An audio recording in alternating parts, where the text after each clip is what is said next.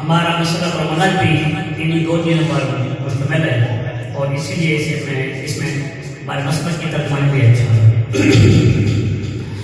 असांते तौहीद दा प्रचार करने सुन तेरा रसूल दा इज़हार करने असांते तौहीद दा प्रचार करने सुन तेरा रसूल दा इज़हार करने दाताए जो एक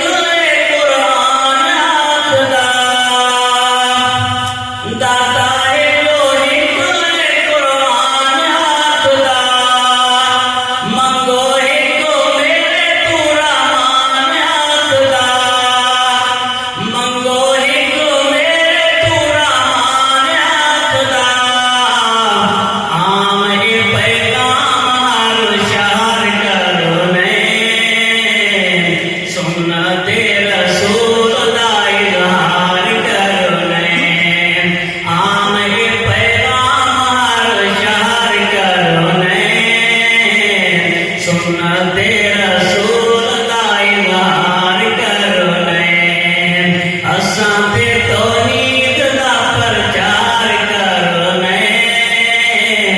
सुन तेरा रसूल दा इज़हार करने लायक है सो पुकार दे अल्लाह लायक है सो पुकार दे अल्लाह आका दी मुसीबता भी पुकार है अल्लाह लोगां नू हर दर तो बेजार करने सुन तेरा रसूल दा इज़हार करने लोगां नू हर दर तो बेजार करने सुन